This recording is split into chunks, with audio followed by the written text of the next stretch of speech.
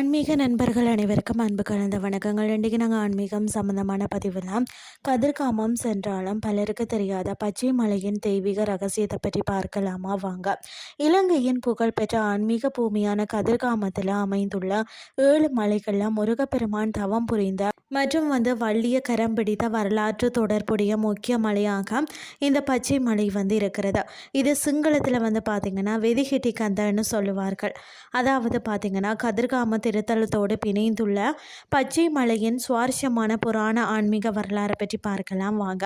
அதாவது சூரபத்மனை வதம் செய்ததுக்கு பிறகு முருகப்பெருமான் தென்னகத்தில் இருந்து இலங்கை தீவுக்கு அமைதியை நாடி தவம் புரிந்த இடமாக தான் இந்த பகுதி கருதப்படுகிறது. கதிர்காமத்தில் உள்ள 7 மலை தொடர்களில் முருகப்பெருமான் தனது முதன்மை இருப்பிடமாக தேர்ந்தெடுத்து வீற்றிருந்த இடம்தான் இந்த பச்சை மலையாகும். தேவர்கள் மற்றது முனிவர்கள் போற்றும் முதிர்ந்த தெய்வம் வீற்றிருக்கக்கூடிய மலை என்ற பொருளில் தான் இது பார்த்திங்கன்னா முதியோர் மலை மற்றது வேடர் மலை என்றும் பசுமை சூழ்ந்த அடர்ந்த காடாக இருந்ததாலும் பச்சை மலை என்றும் அழைக்கப்படுகிறது. கதிர்காம புராணத்தின்படி இந்த பகுதியில் வாழ்ந்த வேடர் குல தலைவனான நம்பிராஜனின் வளர்ப்பு மகளான வள்ளி நாச்சியார் திணைப்புனம் காப்பதற்காக கதிர்காம காட்டுப்பகுதியில் தங்கியிருந்தார். வேடர் வடிவம், அதாவது விருத்தன், முதியவர் வடிவம் என பல்வேறு கோலங்களில் வள்ளிய சோதித்த முருகன் இறுதியாக பார்த்திங்கன்னா தன் அண்ணன் விநாயகரின் உதவியுடன் யானை வடிவில் அச்சமூட்டியதன் மூலம்தான் வள்ளியின் அன்பை பெற்று மனம் புரிந்தார்.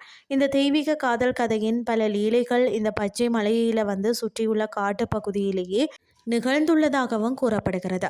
இலங்கையின் ஆதிக்குடிகளான வேடர்கள் இந்த பச்சை மலையை தங்களின் குலதெய்வ வழிபாடு இடமாக கருதினார்களாம். அவர்கள் முருகப்பெருமான கந்தயக்கா மலையின் ஆன்மா அல்லது மலை தெய்வம் என்றும் அழைத்து காடுகளில் இருந்து பார்த்திங்கன்னா சேகரித்த தேன் மற்றது திணைய முதல்ல இங்கு தான் சமர்ப்பித்து வழிபட்டார்கள்.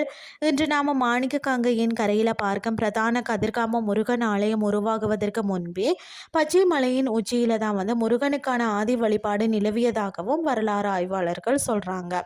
பிற்காலத்தில் தான் பார்த்திங்கன்னா துட்டகை முனு மன்னன் முருகப்பெருமானின் அருளால் போரில் வென்ற பிறகு மலையடிவாரத்தில் தற்போதைய பிரதான ஆலயத்தை அமைத்தான் என்பது வரலாறு. கதிர்காமம் பிரதான ஆலயத்தில் இருந்து சுமார் 4 கிலோமீட்டர் தொலைவில் தான் இந்த பச்சை மலை அமைந்திருக்கிறது. மலை உச்சிக்கு செல்ல கரடு முரடான படிக்கட்டுகளும் தற்போது வாகன வசதிகளும் இருக்கிறது. மலையின் உச்சியில் முருகப்பெருமானுக்கென சிறிய அழகிய ஆலயம் ஒன்று அமைந்துள்ளதுடன் அங்கிருந்து பார்த்தால் கதிர்காமத்தின் பசுமையான காடுகளும் அதாவது கிரிவிகாரையின் அழகும் கண்கொள்ளா காட்சியாக தெரியும். கதிர்காம யாத்திரை செல்றவங்க தங்களின் வேண்டுதல் நிறைவேறவும் ஆன்மீக அமைதிக்காகவும் இந்த பச்சை மலைக்கு ஏறி செல்வதை ஒரு முக்கிய விரதமாகவே கடைபிடிக்கிறார்களாம். இன்றைய ஆன்மீகம் சார்ந்த பதிவு உங்களுக்கு பிரயோசனமாக அமைஞ்சிருக்கும்னு சொல்லி நானும் நம்புகிறேன். இதே மாதிரி மற்றொரு ஆன்மீகம் சார்ந்த பதிவோடு உங்களை சந்திக்கிறேன். நன்றி.